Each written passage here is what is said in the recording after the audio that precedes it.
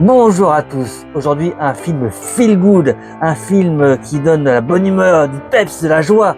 Alors je vais pas vous mentir, normalement j'étais parti sur totalement autre chose. J'étais parti sur La vie devant soi avec Simone Signoret et son remake avec Sophia Loren. Pas la même ambiance, mais ce matin en allant aux UV et en discutant avec la jeune fille de l'accueil, je me suis aperçu qu'elle connaissait pas ni Studio 54, ni Coyote Girl. Et là j'ai fait, oh, c'est pas possible. Il faut remédier à ça. Donc voilà, cette vidéo est pour toi. C'est parti pour un plaisir coupable, mais pour un film qui en a plus sur le capot qu'il en a l'air. C'est parti pour Coyote Girl. Oh, puis vous savez quoi? J'ai envie de faire gagner un DVD du film pour le faire découvrir ou redécouvrir à l'un d'entre vous. Pour ça, je vous expliquerai tout en fin de vidéo.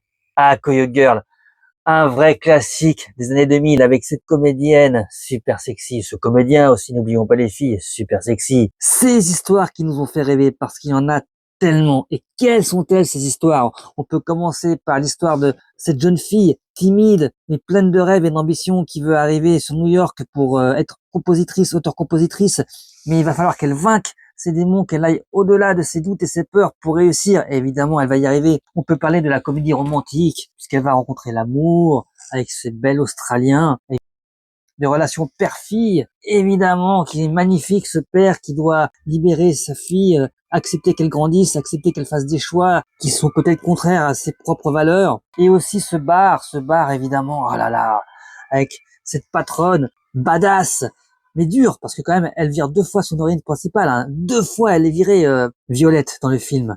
Mais ces filles sexy, sympathiques, qui s'entraident, et qui dansent sur le bar, et qui nous font fantasmer et rêver, et on a envie d'être leurs potes.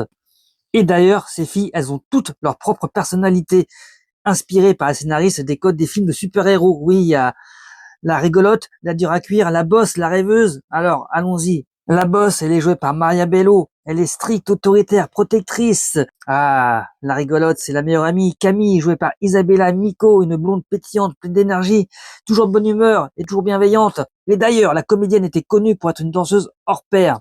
Il y a la tigresse, la rebelle, Rachel, jouée par Bridget Monahan, qui n'hésite pas à casser des nez. Et évidemment, l'innocente, la rêveuse, jouée par Piper Perabo, la star du film, Violette Jersey Sanford. Celle qui a passé de petite fille au début du film à celle de femme forte grâce à l'aide aussi de sa patronne, de son père et de ses amis. Pourquoi c'est culte? Pourquoi c'est tellement bon? Pourquoi je ne me lasse pas de le revoir? Ce film, je l'ai poncé, je vous le dis, je l'ai vu une bonne 30aine de fois, je pense, en DVD, et je peux encore le revoir avec plaisir, même à mon âge. C'est un film feel good, où même quand les gens ils sont méchants, en fait ils sont gentils, et c'est ça qui est fou. Ils arrivent à rendre les gens au premier abord antipathiques, très sympathiques. C'est un film où il y a de l'entraide, et quitte à jouer avec le feu comme cette scène très drôle où elle vend son futur petit ami aux enchères. Violet, what are you doing?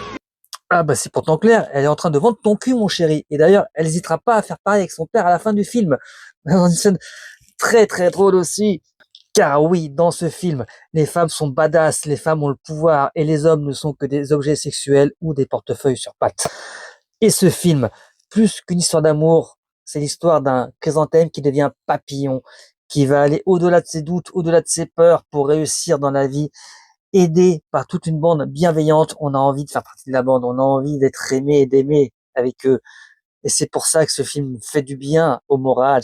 C'est pour ça que ce film, des années après, je le recommande à tout le monde. Et vous, les petits jeunes, ne gâchez pas votre vie, allez le voir.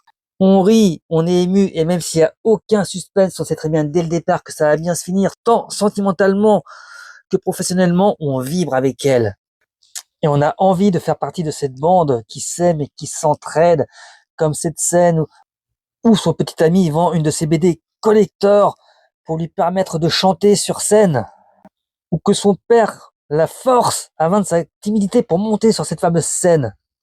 On rêverait d'avoir dans la vie une bande comme ça, soudée et qui s'entraide mutuellement. Et c'est peut-être pour ça que ce film est aussi bon à regarder. Et alors, le saviez-vous? C'est tiré d'une histoire vraie. Et oui, Coyote Girl, c'est tiré d'une histoire vraie. Il y a un article qui est sorti intitulé The Muse of the Cut Ugly sur un bar qui s'appelle le Coyote Girl à New York. Il a été écrit par Elisabeth Gilbert.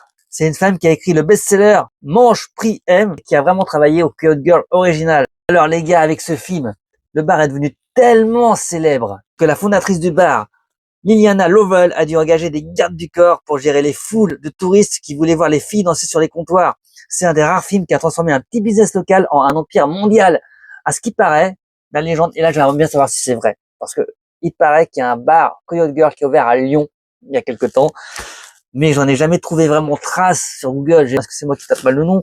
Est-ce que c'est des bêtises? Est-ce que ça n'existe pas? Est-ce qu'il y a des Lyonnais qui regardent cette vidéo? Est-ce que vous pouvez me dire si ce bar existe à Lyon? Parce que je suis prêt à prendre le train pour aller voir par moi-même ce bar, je vous le dis. Le rôle de Violette a été très convoité, mais comme beaucoup de films, il y a eu beaucoup de casting. Il y a eu Jessica Simpson qui était pressentie pour le faire, mais c'est Jessica Simpson qui a refusé de le faire parce qu'à l'époque le film était un peu plus adulte et il y avait des scènes un peu plus osées, dénudées, et elle ne voulait pas le faire à cause de ça.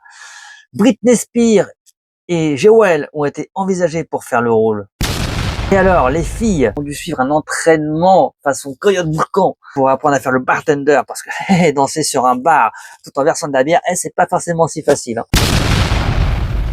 Et alors, attention, Piper Perabo n'a pas chanté une seule note dans tout le film. Non, non, non, c'est ni Anne Rims qui chante pour elle. Et d'ailleurs, à la fin du film, on voit la chanteuse chanter avec elle-même, puisqu'elle fait un duo avec Piper Perabo, mais que c'est elle qui chante pour Piper Perabo. Donc voilà, en fait, vous voyez, elle fait un duo avec elle-même.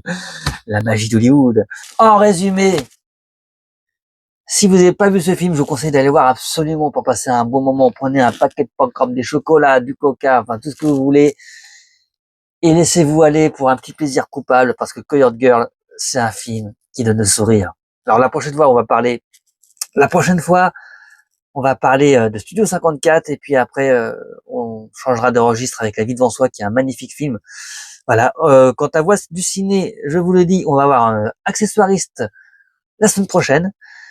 Et avant la fin du mois, on devrait avoir une repéreuse. Alors, c'est quoi le métier de repéreuse? Comment ça travaille? Pourquoi? Comment? La petite cloche pour y louper. Alors, pour gagner ce DVD de Coyote Girl que je vais vous faire gagner, là, c'est très simple. Vous vous abonnez à cette chaîne, vous likez et vous commentez avec un hashtag Carpe Diem. Voilà. Vous dites ce que vous voulez de gentil, hein. Pardon, s'il vous plaît. Hein. Merci pour cette vidéo. Ce film est génial. J'adore ce film. Ce que vous voulez. On s'en fout, avec hashtag Carpe Diem.